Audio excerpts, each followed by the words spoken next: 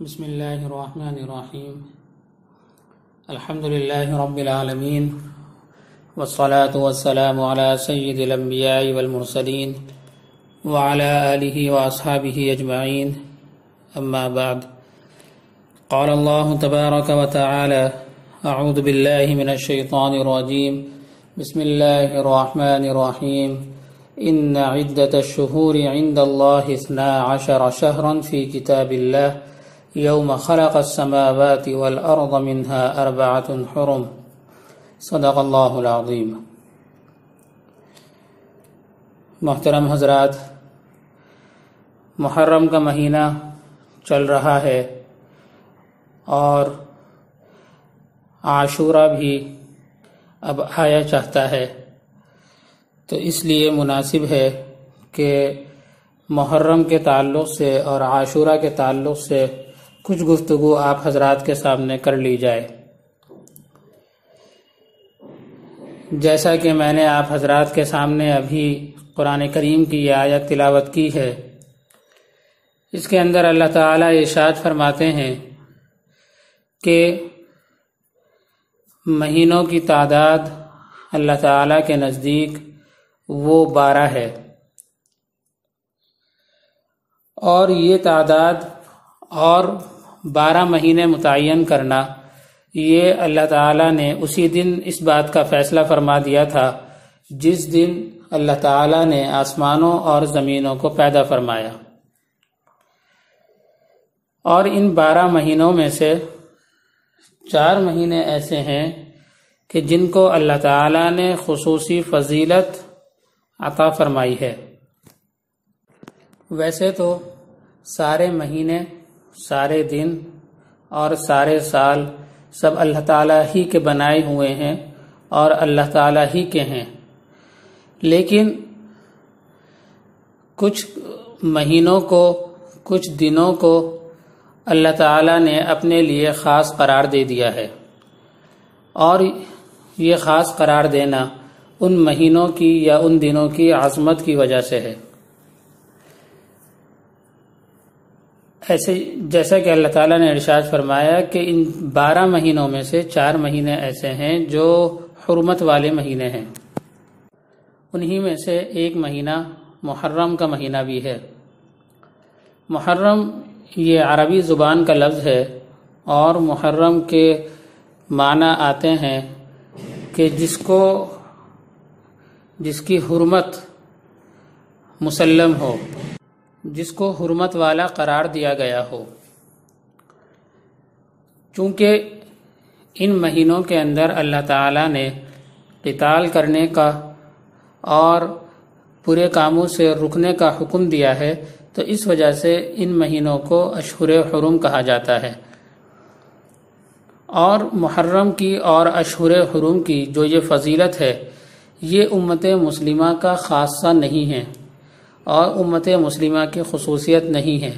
بلکہ امت مسلمہ سے پہلے بھی جو دوسری امتیں گزری ہیں، انبیاء سابقین گزرے ہیں، تو ان کے شریعتوں کے اندر بھی یہ مہینے باعظمت تھے، باحرمت تھے۔ اور ان مہینوں کی نسبت اللہ تعالیٰ نے وہ اپنی طرف کی ہے کہ حدیث کے اندر بھی آتا ہے، جیسے کہا جاتا ہے کہ شہر اللہ المحرم افضل الصیام بعد رمضان شہر اللہ المحرم، کہ رمضان کے روزوں کے بعد میں سب سے زیادہ فضیلت کے جو روزے ہیں وہ اللہ تعالیٰ کے مہینے محرم کے ہیں۔ تو اللہ تعالیٰ کے ان مہینوں کے اپنی طرف نسبت کر دینا، یہ ان مہینوں کی عظمت کو بتلانے کے لیے ہے، ان مہینوں کی عظمت کو، بزرگی کو، ان کے تقدس کو بڑھانے کے لیے ہے۔ اور یہ ایسے ہی ہے جیسا کہ خانہ کعبہ کو بیت اللہ کہہ دیا جاتا ہے، اللہ تعالیٰ کا گھر۔ تو اگر دیکھا جائے تو ظاہری طور پر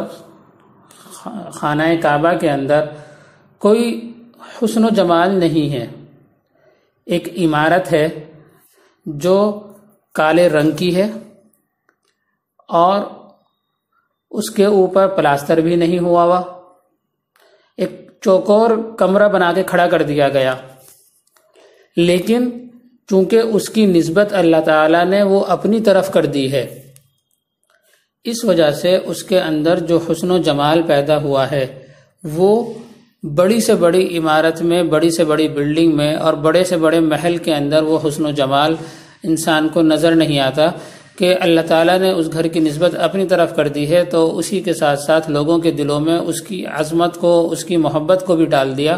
اور اللہ تعالیٰ کے حکم سے حضرت ابراہیم رضی اللہ تعالیٰ، حضرت ابراہیم علیہ السلام کی دعا کے نتیجے میں لوگ جوق در جوق وہ خانہ کعبہ کی طرف کھینچے چلے جاتے ہیں اور خانہ کعبہ کا طواف کرتے ہیں، اور اس سے زیادہ پسندیدہ اور محبوب گھر انسانوں کے دلوں میں کوئی اور نہیں ہے، اور یہ صرف اس وجہ سے ہے کہ اس گھر کی نسبت اللہ تعالیٰ نے اپنی طرف فرما دی۔ تو ایسے ہی یہ محرم کا مہینہ ہے کہ اس کی نسبت جو ہے اللہ تعالیٰ نے اپنی طرف فرما دی، تو اس وجہ سے اس مہینے کی عظمت اور بزرگی بڑھ گئی، اس کا تقدس اور اس کی پاکیزگی کے اندر اضافہ ہوا، اور اس کے روزوں کو بھی افضل صیام کہا گیا، بہترین روزے قرار دیا گیا رمضان کے بعد۔ اور جیسا کہ میں نے بتایا اس سے پہلے کہ محرم کی یہ فضیلت وہ امت مسلمہ کا خاصہ اور اس کی خصوصیت نہیں ہے، بلکہ انبیاء سابقین کی شریعتوں کے اندر بھی ان مہینوں کی عزت اور عظمت اور وقار موجود تھا۔ جیسا کہ حضرت موسیٰ علیہ السلام کا واقعہ آتا ہے کہ نبی کریم صلی اللہ علیہ وسلم کو یہ بات معلوم ہوئی کہ حضرت موسیٰ علیہ السلام کو اس دن میں اللہ تعالیٰ نے حضرت موسیٰ علیہ السلام کو اور بنی اسرائیل کو فرعون کے ظلم سے نجات دی تھی، اور فرعون کو دریا کے اندر غرق کر دیا تھا، اور حضرت موسیٰ علیہ السلام اور ان کی قوم کو اللہ تعالیٰ نے فرعون کے ظلم سے نجات دے کر وادی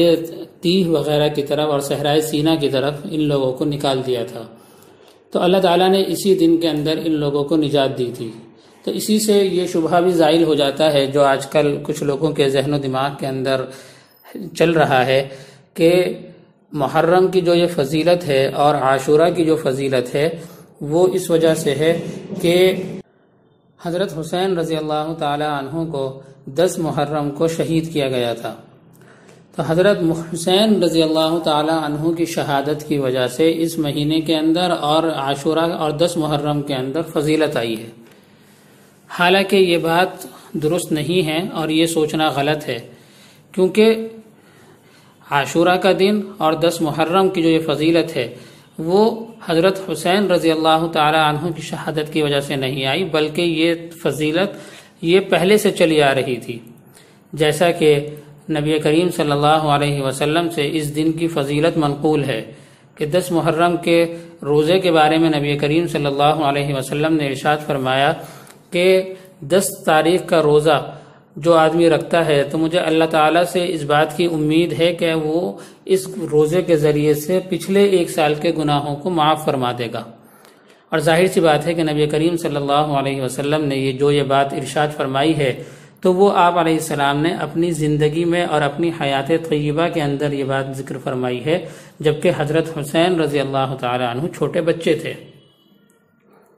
تو یہ فضیلت معلوم ہوا کہ یہ فضیلت پہلے سے اس کو حاصل ہے 10 محرم کو۔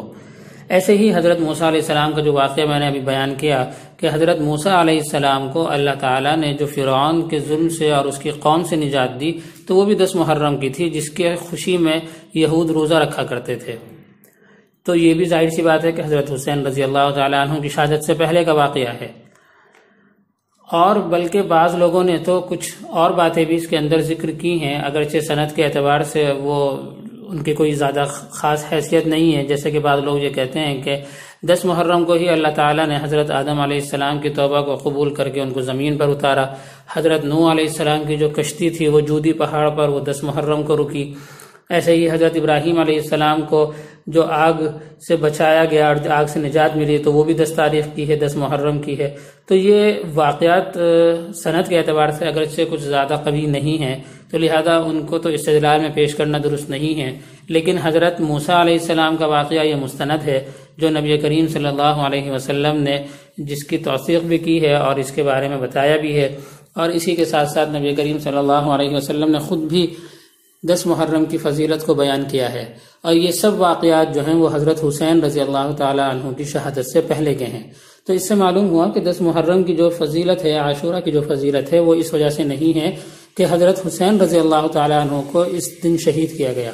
بلکہ یہ تو حضرت حسین رضی اللہ تعالی عنہ کی عظمت، ان کی فضیلت اور ان کی بزرگی کی علامت ہے کہ اللہ تعالیٰ نے ان کو شہادت کے بلند و بالا مرتبے پر فائز کرنے کے لیے اس دن کو منتخب فرمایا، جو دن پہلے سے اللہ تعالیٰ کے نزدیک باعظمت اور بزرگ چلا آ رہا تھا۔ تو یہ تو حضرت حسین رضی اللہ تعالی عنہ کی فضیلت ہے کہ وہ ایسے مبارک دن کے اندر ان کو شہادت کا رتبہ ملا۔ 10 محرم کے روزے کے بارے میں نبی کریم صلی اللہ علیہ وسلم سے احادیث منقول ہیں۔ ان میں سے ایک حدیث وہ ہے جو ابھی آپ حضرات کے سامنے میں نے پڑھی کہ نبی کریم صلی اللہ علیہ وسلم نے ارشاد فرمایا کہ جو آدمی 10 تاریخ کا روزہ رکھتا ہے، عاشورہ کا روزہ رکھتا ہے، محرم کا روزہ رکھتا ہے، تو مجھے اللہ تعالیٰ کی ذات سے امید ہے کہ اللہ تعالیٰ اس کے 1 سال کے گناہوں کو معاف فرما دیں گے، اور یہ 1 سال کے گناہوں کا کفارہ بن جائے گا۔ یہاں یہ بات بھی ذہن میں رکھنی چاہیے کہ عام طور پر جو احادیث کے اندر اس طرح کے اوراد و وظائف آئے ہیں اور اعمال بتائے گئے ہیں کہ جن کے اندر یہ بات بیان کی گئی ہے کہ یہ کام کر لو تو اللہ تعالیٰ گناہوں کو معاف فرما دیں گے، تو ان جگہوں پر گناہوں سے مراد وہ صغیرہ گناہ ہیں، کیونکہ کبیرہ گناہ وہ بغیر توبہ کے اور استغفار کے معاف نہیں ہوتے۔ کبیرہ گناہ کے لیے توبہ کا کرنا، استغفار کا کرنا، اللہ تعالیٰ کے سامنے رونا گڑ گڑانا یہ ضروری ہے۔ بغیر توبہ کے وہ گناہ معاف نہیں کیے جاتے۔ صغیرہ گناہوں کا معاملہ یہ ہے کہ اللہ تعالیٰ نے اس طرح کے کچھ اعمال مقرر کر دیے ہیں کہ اگر آدمی یہ کر لے تو وہ صغیرہ گناہ خود بخود معاف ہو جائیں گے، لیکن کبیرہ گناہ کے معافی کے لیے توبہ اور استغفار کرنا یہ شرط ہے۔ اور اس سے آگے بڑھ کر جو حقوق العباد ہیں،